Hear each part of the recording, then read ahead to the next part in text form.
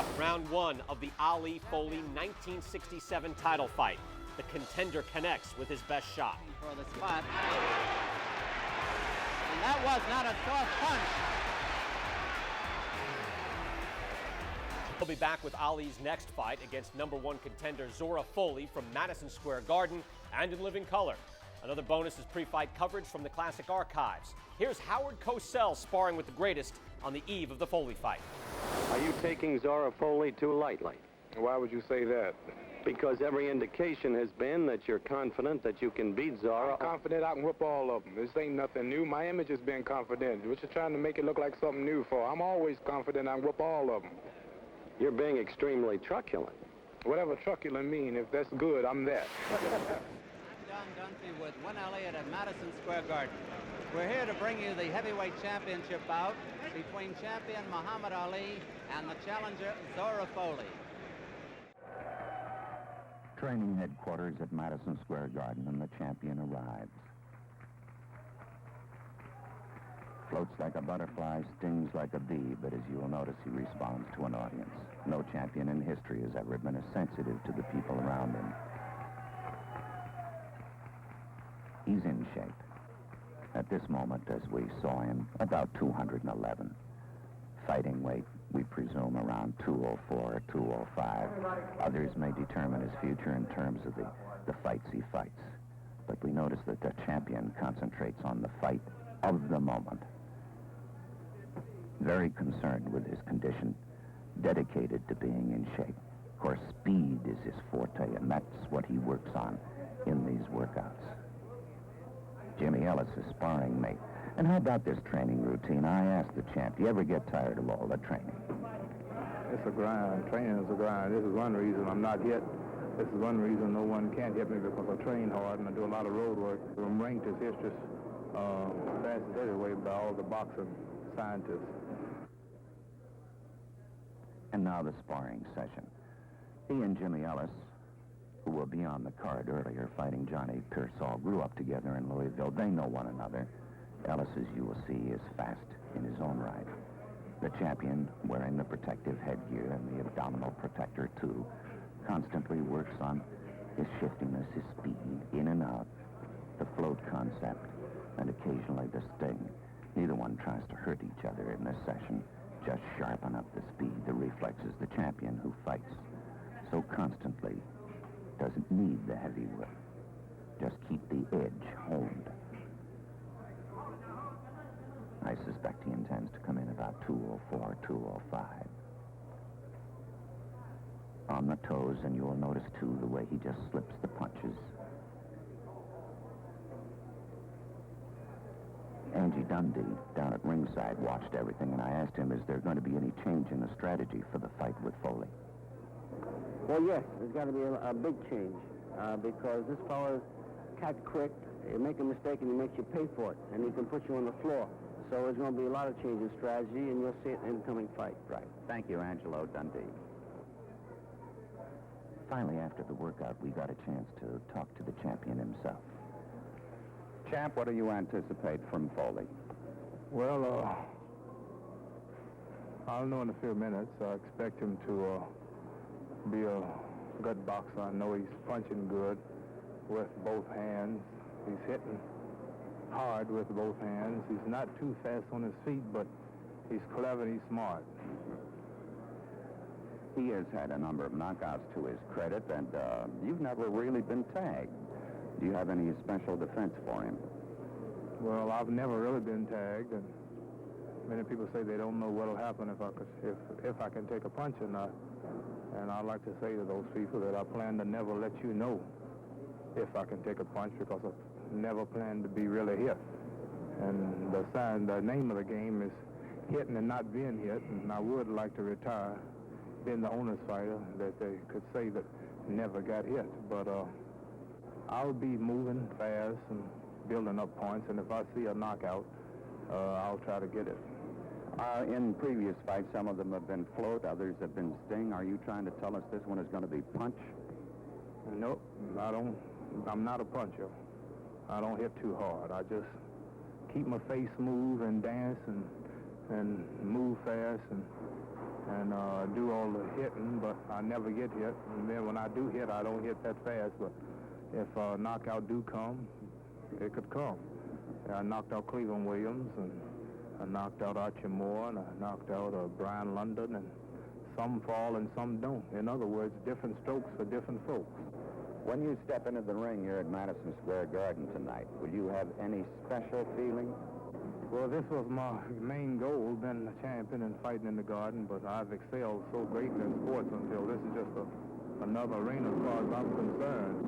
I've been on the satellites in Houston Astrodome. I've drawn the biggest crowds in fighting history. And I've taken boxing to countries such as Egypt and Sudan, Arabia, and Scotland and Holland, places that never followed boxing from this country. And the things that I have to my credit have become so great until this is just another event in here. But I do believe it will be a special occasion in a few minutes when the people in the Madison Square Garden see the Muhammad Ali come into the Garden. This is the first heavyweight title fight that's been in the Garden in 15 years, I think. And this is a big boost for the Garden. As it must to all men, and as it eventually will happen to you, should you be defeated? Retire tonight. Unalterably, that is a decision. Retire. I've said it once and I'll say it again. Is there any contract for a return bout? Never return clauses in my bouts. I'm a real fighting champion. I'm the first real fighting champion. No return clauses, and giving every contender a chance to make some money. Well, your last thoughts? I'm just ready to go out. Tired of talking. Ready to go out and defend the title. Everybody's out here waiting, and I'm ready. Back here at Gleason's gym, Brian Kenny, Burt Randolph Sugar, and George Chuvalo, and Zora Folley is up next for Muhammad Ali. Last fight before the banishment. And George, you too fought Zora Folley a few years before. Is there anybody you didn't fight? You only missed Sonny Liston, right? I missed Sonny Liston, but I signed to fight him, but he's dead a week when I inked the contract. He was already dead 7 days. But that's the only guy. But you signed to fight him all the finally. champs that were around basically when I was fighting. Frazier, Foreman, in my prime. Quarry, and so on. yeah. And all right, Zora Folley. What did you think of Zora Folley? Well, Zora Folley's a very good counterpuncher, but I knew he'd have trouble with Ali because he's not aggressive at all. He's not, in order to beat Ali, you have to be extremely aggressive. The only guy that I thought could beat Ali that wasn't aggressive was Jimmy Young.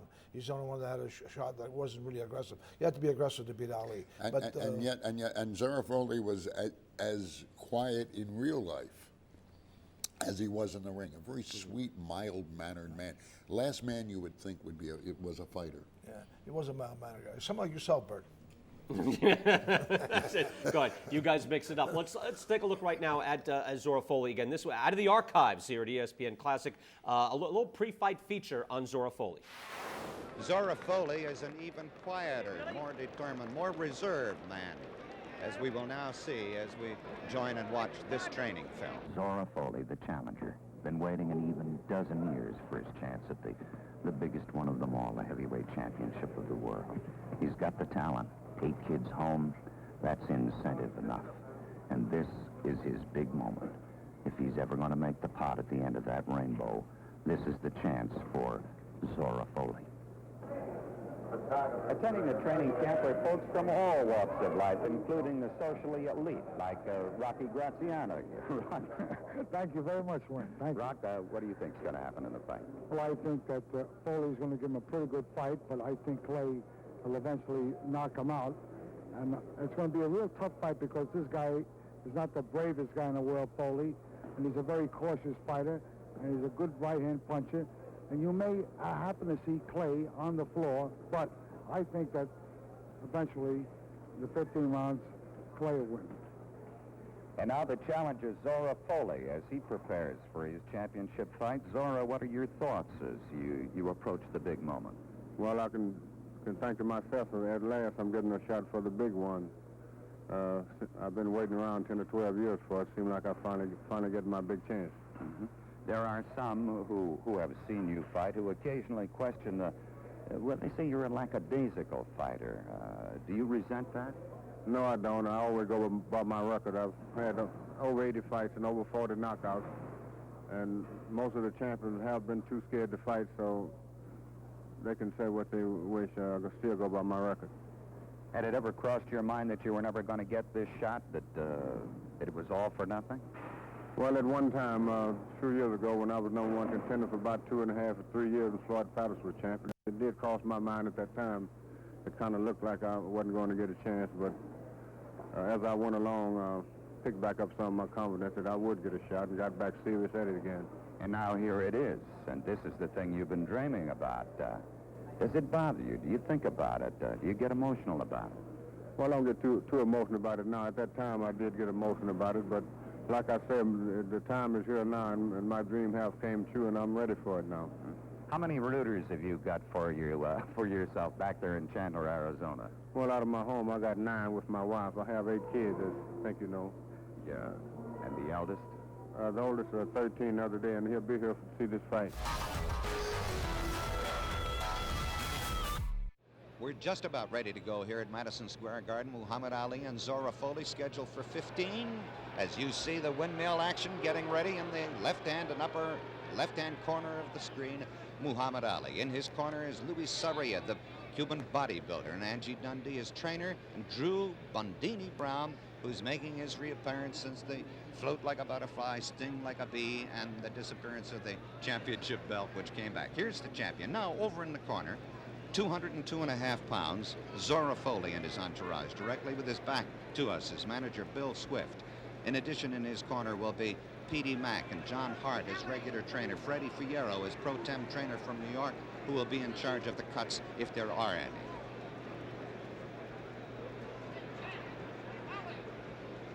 Johnny.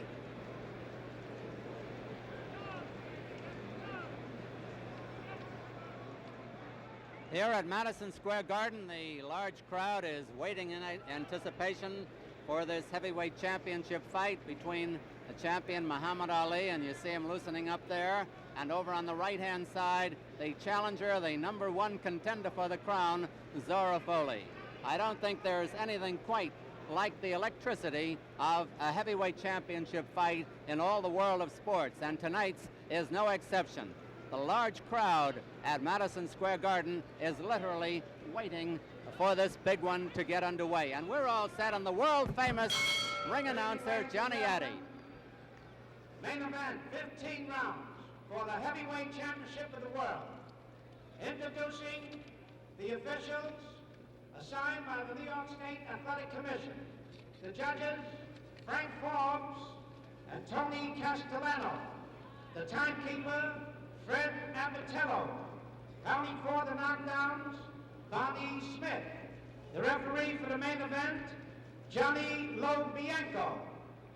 Introducing the principals. From Chandler, Arizona, wearing brown trunks, he weighs 202.5, the challenger, Zora Folley.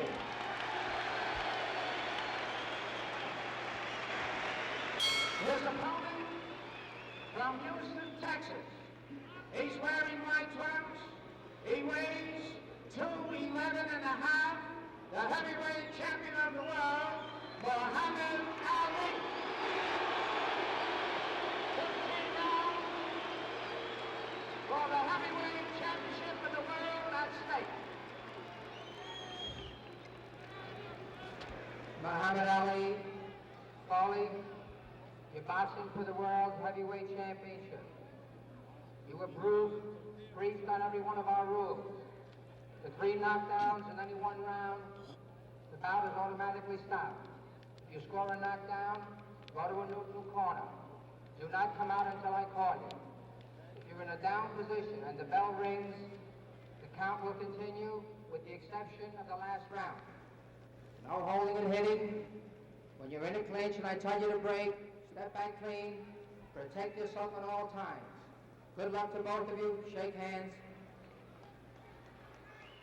Scoring here in New York on a rounds basis with a supplementary point system if the rounds come out even on an official's card. The gladiators are wearing 8-ounce gloves.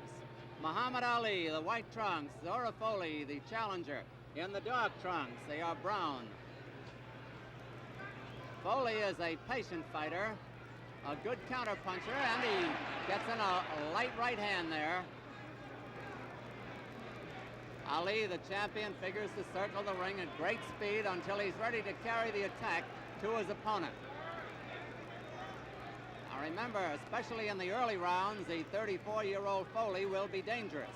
Time could work against him. He's 9 years older than the champion.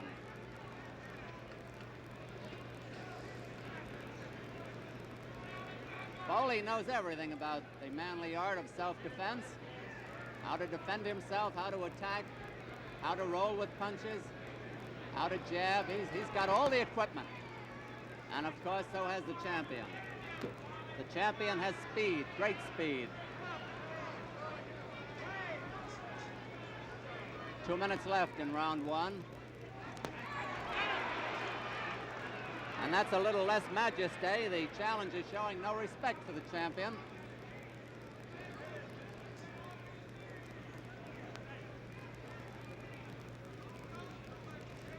Out of respect, probably, for Folley's punching power, the champion is keeping his gloves up higher than he usually does. Usually dangles them at his hips.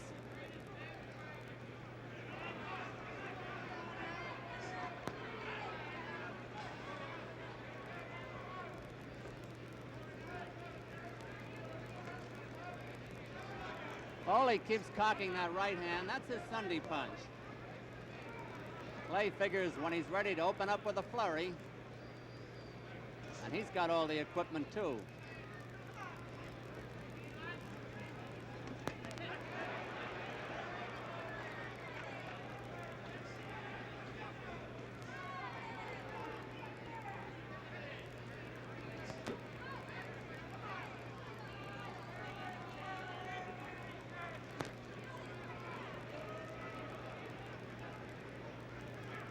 Champion seemingly is going to get aggressive any moment. He's looking for the spot. And that was not a soft punch.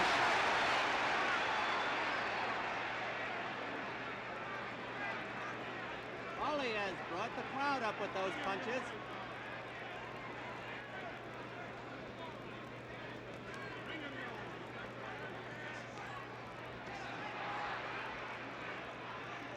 Seconds left in round one.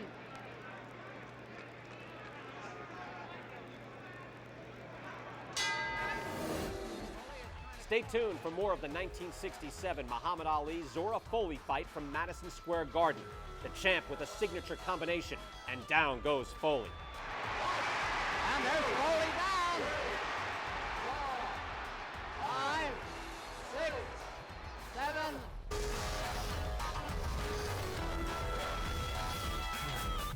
The gloves down at his side again, the white trunks. Challenges Zora Folley, watching his man go around him. Folley is a patient fighter. He rarely gets ruffled at anything his opponent does or at anything he himself does. He's patient. Ali's looking to get in there now with that famous flurry. He's also got to watch the countering right hand.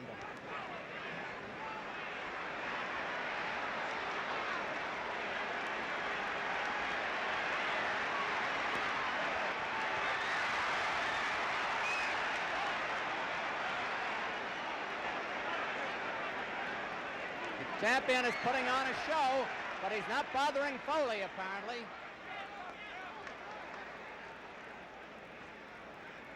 Two minutes left in this round. Johnny Lobianco, a very fine referee, is in there. Folley is getting those jabs into the body, too.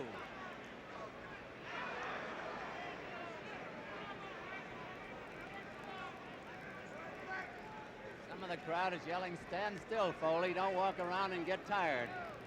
I guess Zora knows what to do.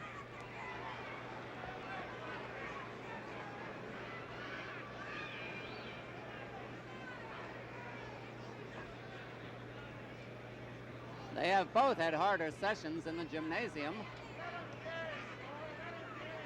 but without the tension of the championship match.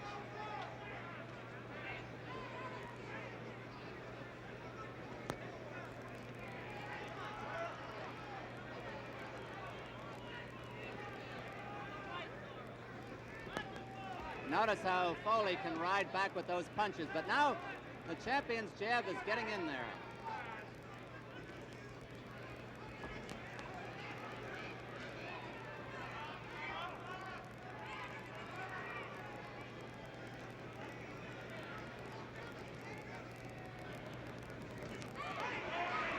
Ali got in his first good right hand that time. Flush on the jaw. Folley took it well. Round 3 at Madison Square Garden. The champion is now finding his opponent with jabs and is looking better.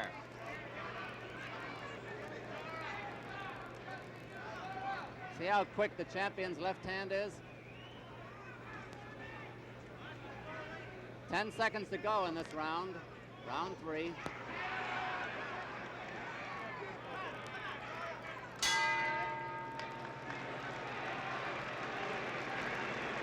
In that round, the champion was part clown, part bicycle rider, but he still has that lithe speed, the spring in the legs. And it looks to me like he's assessed whatever Folley's attack is going to be. He started to throw the straight left jab, started to land, scored with the one good right hand. Folley still keeps probing with the left and trying to catch the elusive target with his right. That would have been an even round, I would have said. Folley leads the fight 2-1. What fight there has been. Zora Folley's corner. Muhammad Ali here at Madison Square Garden as we await round 4.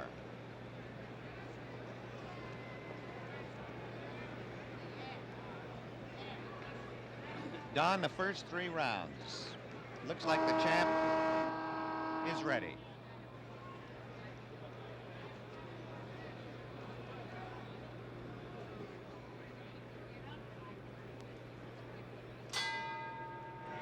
Round 4 in this heavyweight championship match. Muhammad Ali, the champion of all the world in the white trunks. Zora Folley, the challenger from Chandler, Arizona. Champion weighing 211 and a half. Folley 202 and a half.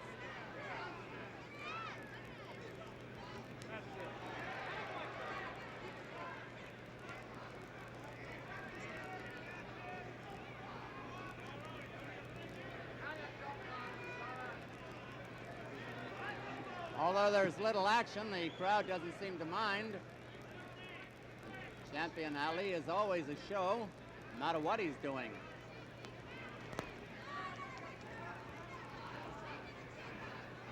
Folley is gradually cutting down the distance that Ali is away from him. He's trying to corner.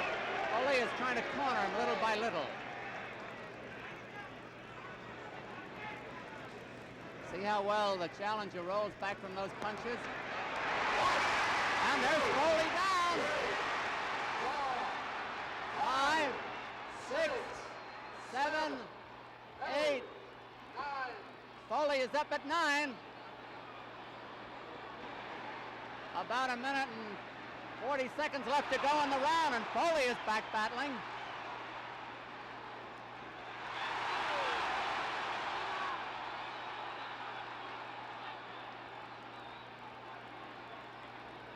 They said Folley wouldn't be Tiger, but he is.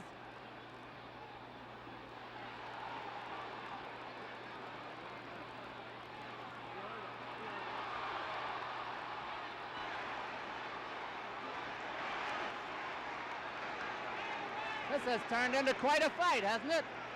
1 minute to go in round 4. Folley bleeding from the nose.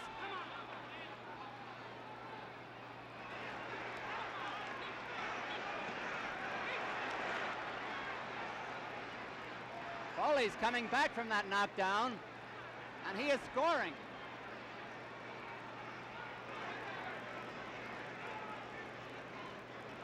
One of the infrequent clinches.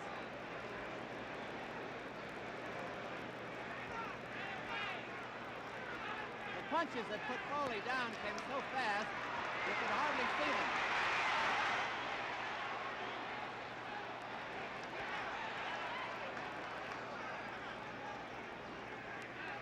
There's nothing wrong with Folley's courage, believe me. He's got plenty. 10 seconds to go in round 4.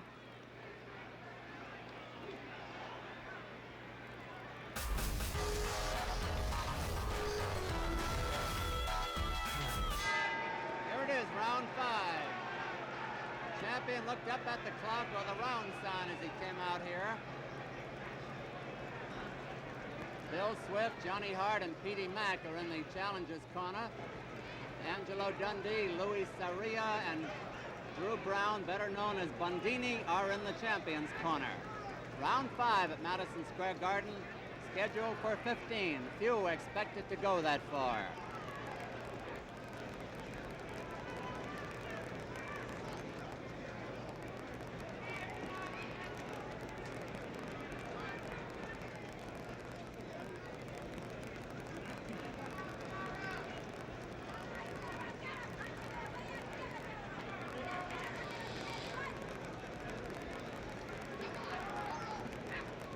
Such an important match, the minutes go by very fast. About a minute gone so far in round 5.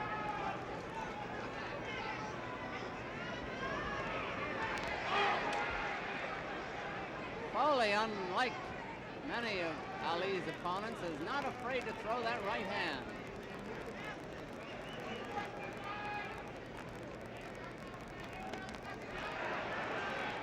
That's a grazing right.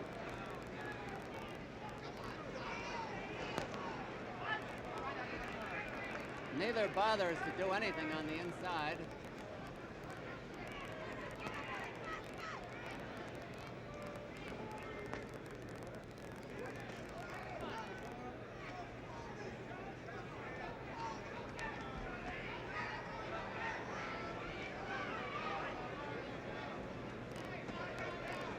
Solid jab by the champ, but Folley put one in there, a couple.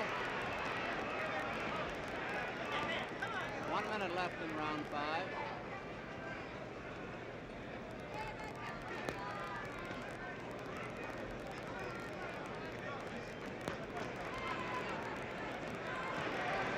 Those are hard jabs by the champion. They're bound to take their toll. Look at them. Look at that get in there by Ali.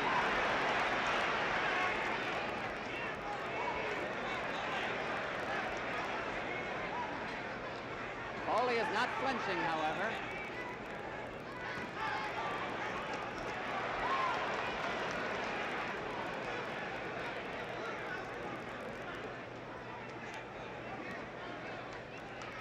Those jabs are carrying this round for the champion.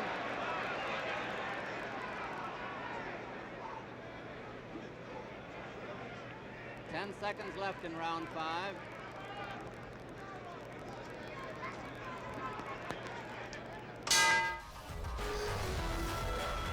Round 6 at Madison Square Garden. Challenges Zora Folley on the right, champion on the left. Folley was down for a 9 count. He took the count, listening to it in round 4. Went down from a combination, lightning punches. Other than that, he has given a good account of himself.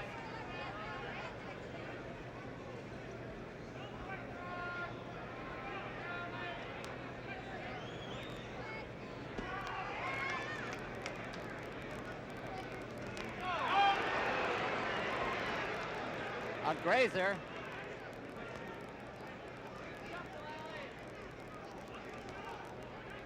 They're pretty close to each other now. That was a good punch by Folley. Folley has been bleeding intermittently from the nose. 2 minutes left in round 6.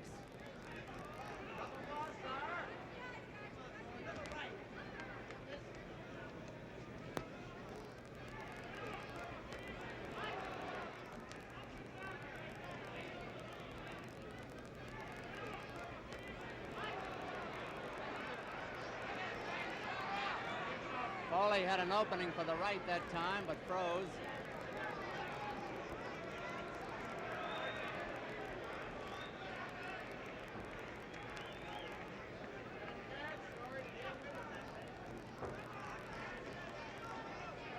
Clay altering his style again, goes into motion.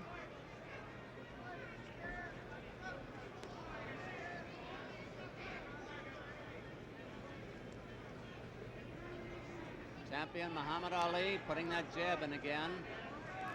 Zora Folley the challenger. 1 minute to go in round 6.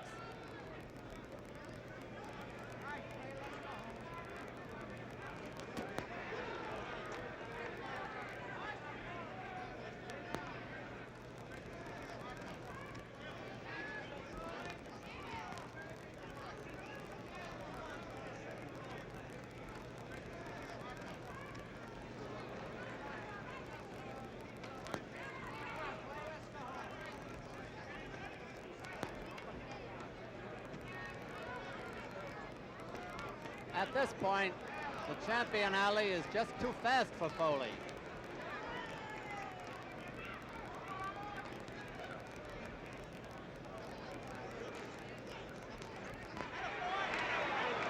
He missed.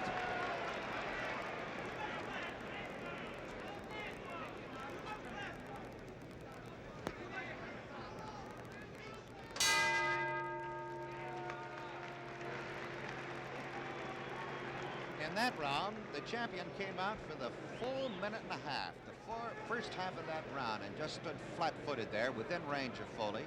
And the two of them sort of measured one another, and the champion depended upon his bobbing and weaving and his shoulder twitching to get his head out of range, and Folley was unable to score. And then, almost like a signal, as the round had gone its halfway, a minute and a half, he went up on the balls of his feet and started a dance. And when he does that, circling around left and right, pinking with that left jab, Folley is just not with the champion. When he fights that fight, it's his fight.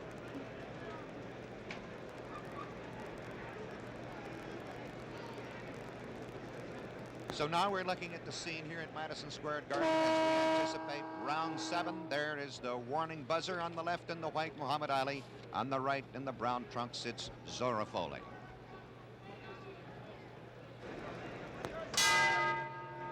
Don Dunphy at ringside in this heavyweight championship match. Muhammad Ali, the champion, the white trunks, challenges Zora Folley in brown. In case you joined us late, Folley was down from a combination in the 4th round.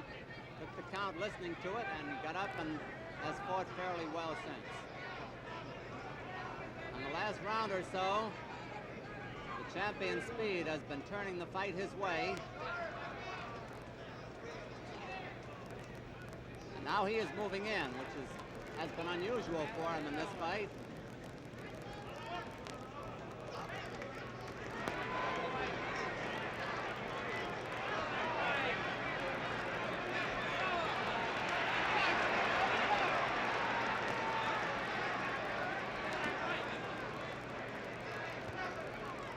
That was a blocked punch, and Folley rolled with them. 2 minutes to go in round 7.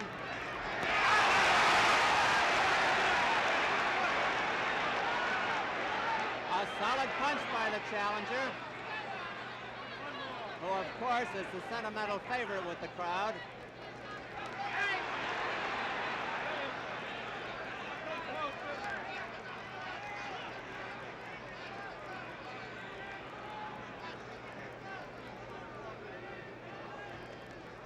We talked about Folley's courage. The champion has plenty himself. There's no question about that. That's Folley down from that right hand. I don't know if he's going to make this one. 6, 7, 8. He's not.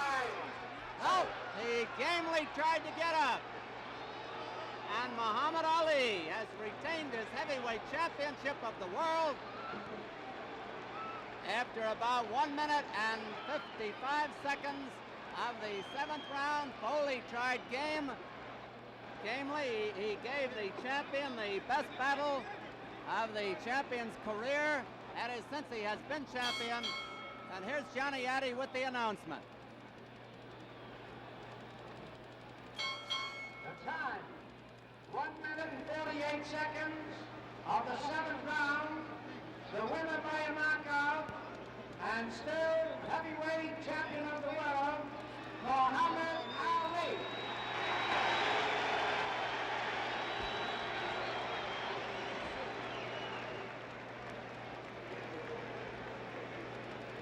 We'll be back to ringside in just a moment.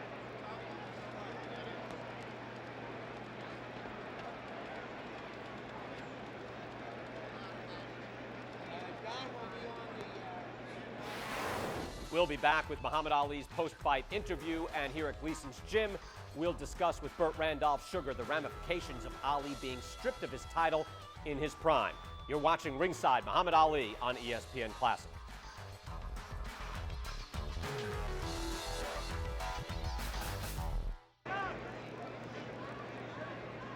Now let's go to the center of the ring and Don Dunphy. We're going to try to get the champion of the world, Muhammad Ali, who successfully defended his heavyweight championship with a knockout One of the photographers thinks I'm in his way. A knockout of Zora Folley in the 7th round here at Madison Square Garden. Champion, Muhammad.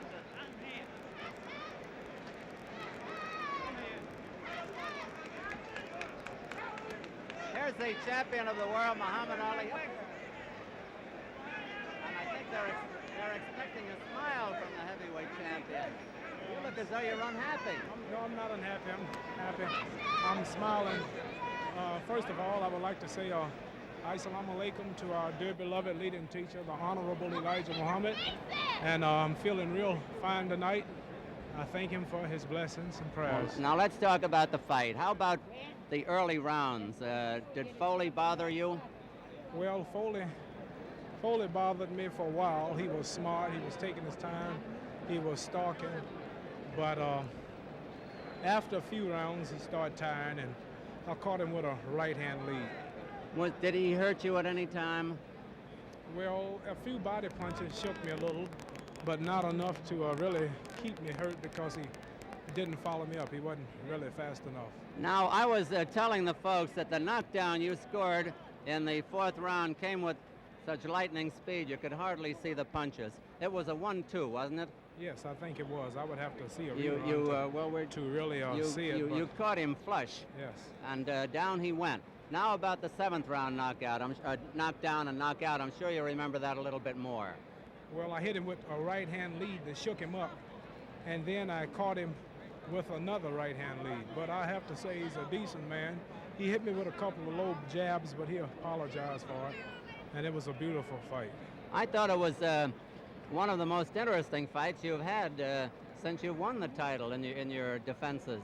Well, yes, I was. My manager, Herbert Muhammad here, was telling me that he noticed that I was a little flat-footed in this fight because I usually do a lot of dancing, but I couldn't. I was explaining to him where I couldn't really dance too much with this fella because he stayed still. He waited for me, and I had to slow down to tag him to keep up with his pace. Now, after about the 5th or 6th round, Herbert came up and whispered something to you. What did he say in between rounds? He told me not to play, and I told him I wasn't. He said, well, it looked like you're playing with the man. We're not here to play with the man. Knock him out. Well, I just told him that it may have looked like I was playing, but I was just feeling him out. It's a lot easier standing outside looking in, but I did catch up with him later. Well, now, what about the future? What about the other contenders for your heavyweight title? Well, it's all up to my manager, Herbert. I'll let him answer that. Herbert? What about the next? What about the next? Well, we don't know right now. Off with the old, on with the new. Well, right now, we have a lot of offers, but we have to wait and see and talk it over with them. You have other things to consider. Right. I know there's been talk of possibly Bonavena over in Tokyo, and that's a possibility for sometime in April. They have the Japanese promoter here, Mr. Jin. He flew over here just to see the fight, and he's here. And we'll talk with him tomorrow, and we'll see if we can sign contracts. I already signed tentative contracts for May the 27th in Tokyo.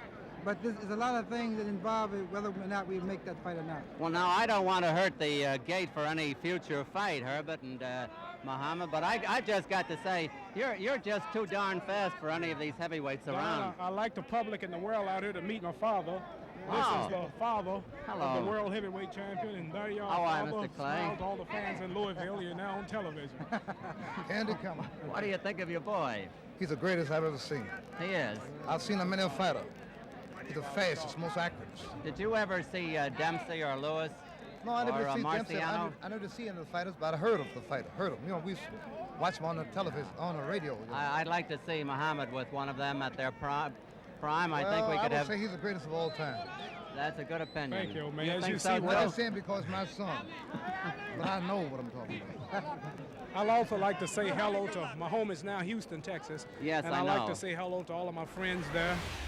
And we return here at Gleason's Gym. Brian Kenny, Burt Randolph Sugar, Muhammad Ali, of course, at the center of the 60s storm. And in a stand that has relevance in this country even today, Ali refused to be part of what he saw as an unnecessary military action.